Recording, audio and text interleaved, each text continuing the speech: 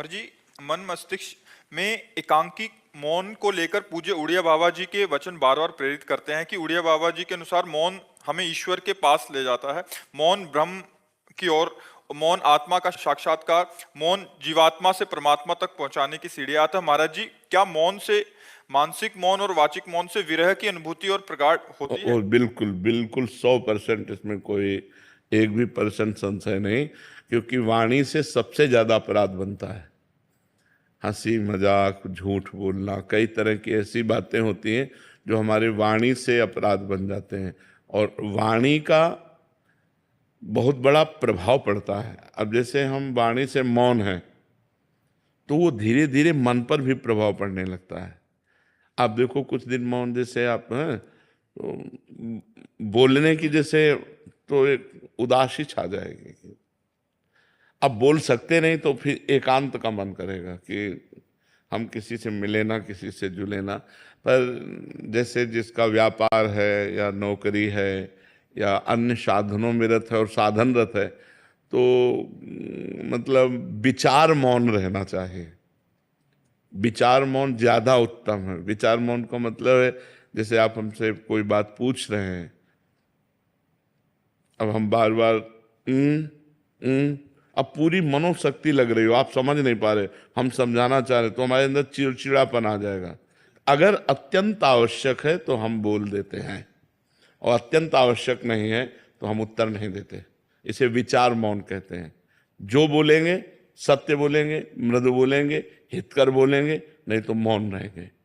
साधक जो गृहस्थी में है उसे जड़ मौन ना लेकर विचार मौन उत्तम रहेगा, क्योंकि परिवार है, गृह कार्य है। अच्छा, संत वेश में क्या है कि अब हम आज से नहीं बोलना चाहते, तुम्हारे ऊपर किसी का अधिकार नहीं, आप हमें नहीं बुलवा सकते। लेकिन गृहस्थी में बहुत सी ऐसी बातें हैं जिनमें आपको बोलना ही पड़ेगा, तो उसमें विचार मौन ज्यादा उत्तम है, जड़ मौन ठीक नहीं है। तो विचार मौन के द्वारा भी वही गति प्राप्ति की जा सकती है। वाणी का सद्व्यवहार परमार्थ को पुष्ट करता है, या वाणी का मौन, दोनों पुष्ट करते हैं। तो हम सद्वाक्य बोल करके, सद्व्यवहार करके अपने मन को निसंकल्प बनाएं, अपने मन को मौन की तरफ ले जाए। मन को मौन की, मन का संकल्प रहित हो जाना ही सच्चा मौन है। तो इसके लिए वाणी का मौन सहयोगी है, पक्का सहयोगी, क्योंकि अपने लोगों ने इसका आश्रय लिया है, इसका सहारा लिया है, आज भी है। शाम टाइम हमको, इस समय तो हमारा ये सेवा रहती है, इसके बाद फिर हम कोशिश करते हैं कि हमें मौन ही रहना पड़े।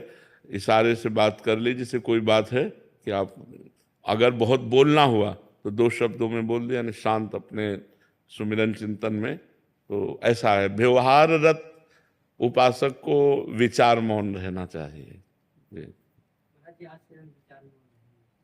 हाँ, सबको चाहिए। हम व्यर्थ में क्यों बोले, हम क्यों गाली गुप्ता करें, अपनी जवान गंदी करें, झूठ बोलें, व्यर्थ में क्यों बोलें।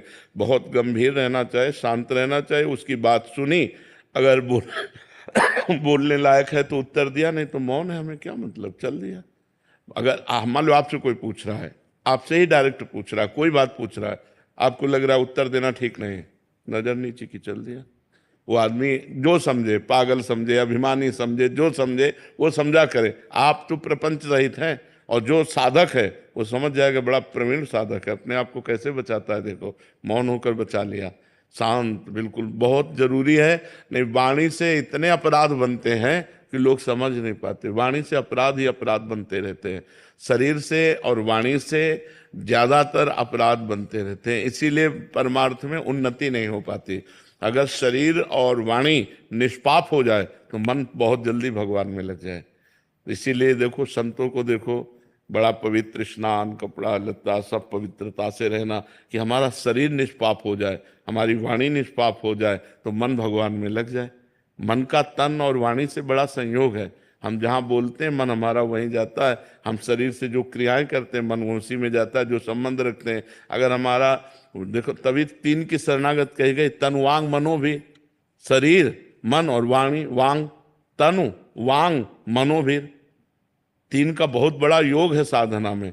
तो हम शरीर को पवित्र रखें, वाणी को कम बोलने का अभ्यास रखें, दूसरे को ज्यादा बोलने दें, अपने बहुत सोच समझ के उत्तर दें और भगवान का नाम स्मरण करें।